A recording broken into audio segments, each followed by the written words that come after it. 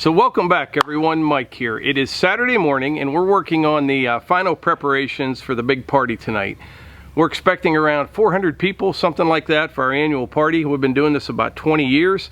It's a ton of work, but everything's kind of falling into place. Everything should be good. We do have one problem though. We'll get to that in just a minute. But first I'll kind of show you around what we have ready, what we got planned, and how this should all shake out. I have a little bit more work to do in the garage. I keep the doors closed because it's so hot and humid. It's nice and cool in there right now. But I got everything out of there, all the mowers, the log splitter, all that stuff's out. Have to finish cleaning up in there. But the way this works, people will go in that door over there, come out this door here. All the food will be in the garage. Get their drinks in the coolers right here. This whole parking area right in here and out past my truck there, that'll all be tables and chairs.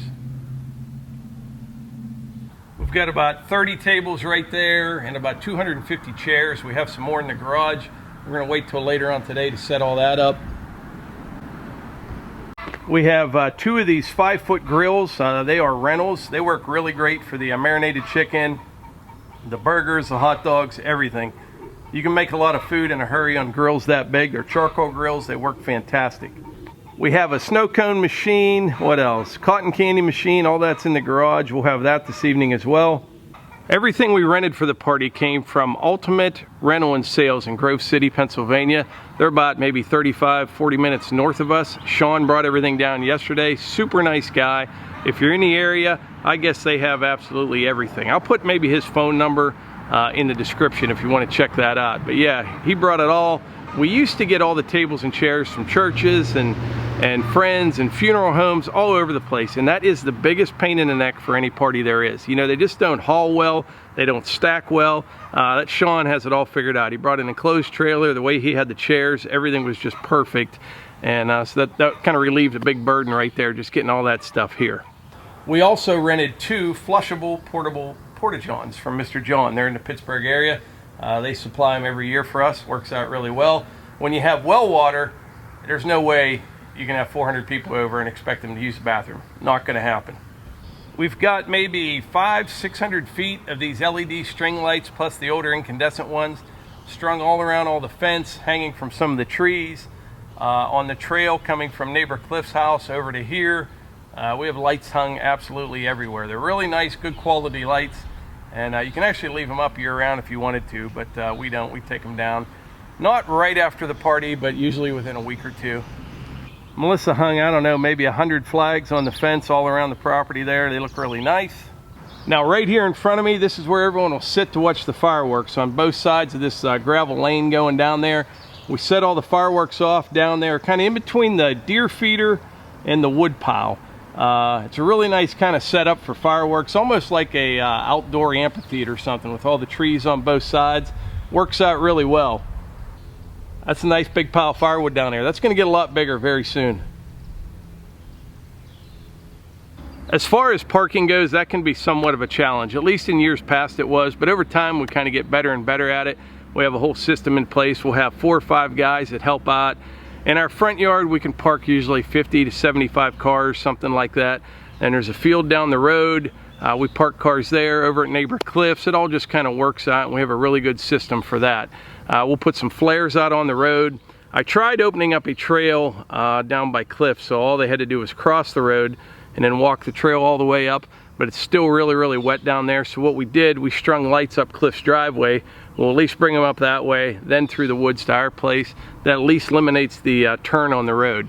And with all the cars, all the flares, things like that, people do actually slow down, they pay attention, because obviously there's a lot going on and they can't miss it.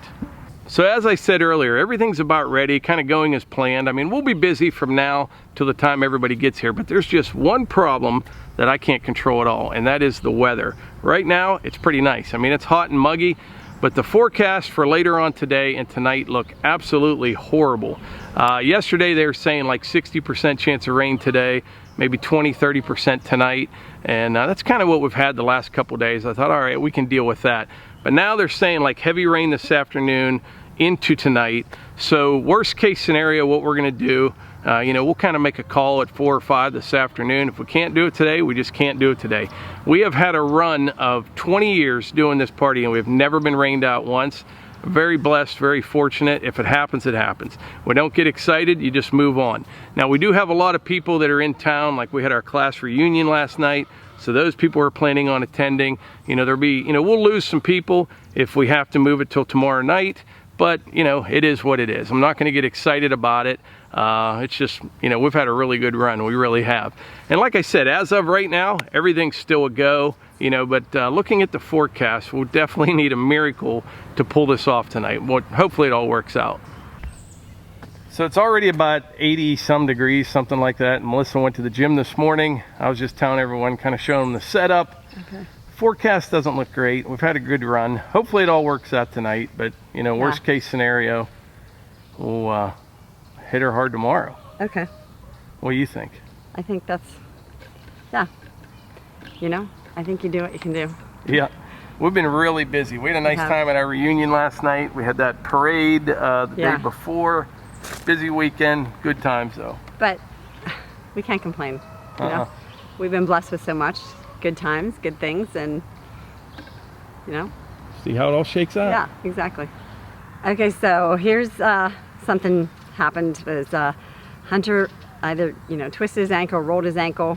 His ankle's huge, and we're trying to keep him off of it, and it's swollen. And if you have, if you think of it, say a prayer that he's gonna heal up pretty fast, and he does usually. It's just he's always on the go. He's a machine. He is, you know, NASA should be experimenting on Hunter. Anyone that can grow facial hair in 5 hours and it's as tough as wire, and the guy just goes, never complains, and he's got a big swollen ankle and he's limping. You know. And that's the thing, since he can't talk, we don't know when it happened or where it happened, so we're just kind of keeping our eye on it right now, trying to keep him off of it. The girls kind of think it might have happened last night, and then, you know, at bedtime he was unhappy, went to his bed, but we noticed it first thing this morning, so. Yeah, we'll just have to see how it shakes out. All right, thanks. Somebody mentioned in the comments the other day, they saw us kind of getting ready for the party and everything we have going on, and they're like, man, you sure make a lot of work for yourself. And you know what? They are exactly right. We really do. We always have, and to tell you the truth though, I don't mind it. I don't know why. I mean, sometimes, you know, you may just get a little bit stressed out, but we just kind of take things in stride, and we enjoy doing this. We really do. I like all the work. I like staying busy. I don't know why. A party like this, it's a ton of work. It's a lot of money. But it's a lot of fun for a lot of people, and that's why we do it every year. You know, just a few weeks ago, I'm trying to think when it was.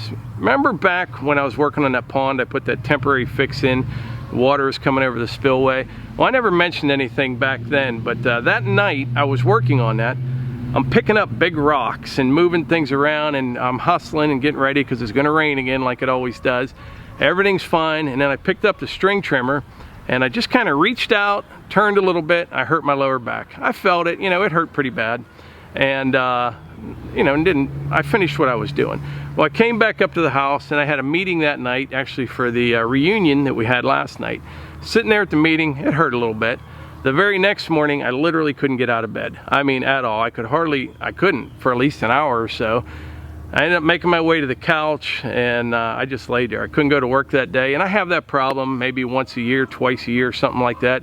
And it's never lifting big things or anything like that. It's just turning or moving the wrong way. Anyway, long story short, the point of that is this. There's times where I think to myself, boy, it'd be really nice to have one day just to do nothing. You know what I mean? Just one day, do absolutely nothing, hold down the couch, watch TV, whatever. I never do that, ever. And that day, that's what I did. I laid on the couch, and, you know, just laying there, my back didn't hurt. I couldn't move. I'm watching TV, and you know what? It was a horrible, horrible day. Not because of my back. Like I said, just laying there, it wasn't hurting. It was when I moved.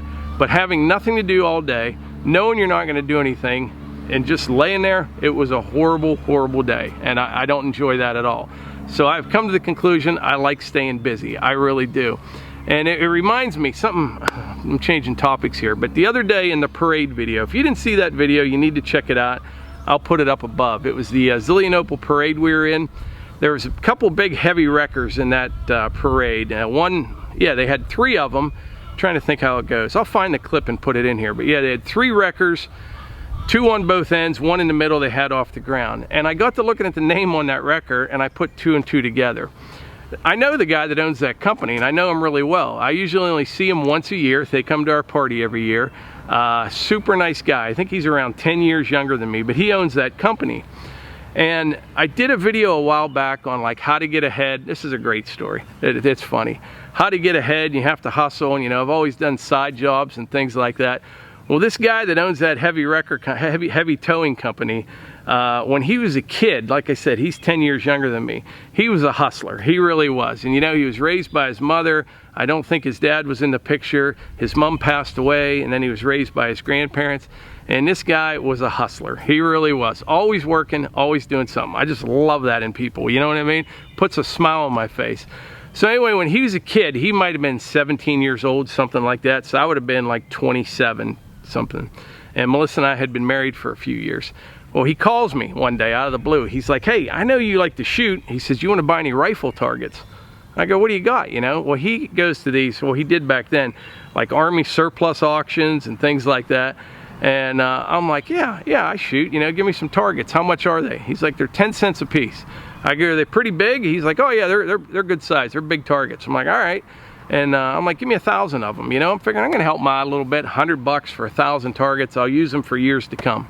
Everything's good, right? Well, like 2 days later, he calls me. He says, hey, I'm gonna bring some of the targets over now, and I'll bring some more later. I'm like, kind of weird, but I don't know why he just doesn't bring them all at once. Maybe he doesn't have them all. I have no idea. I say, hey, that's cool. I'll see you when you get here. Well, he had this old Buick Riviera, right? And I hear him chugging up the driveway. And on the top of the Riviera, there was these boxes. And I mean, they extended out over the windshield and over the back window. And there's like 3 boxes about, I don't know, this thick, about this wide, and like 6 feet long. And I'm like, man, he must be taking that stuff somewhere else.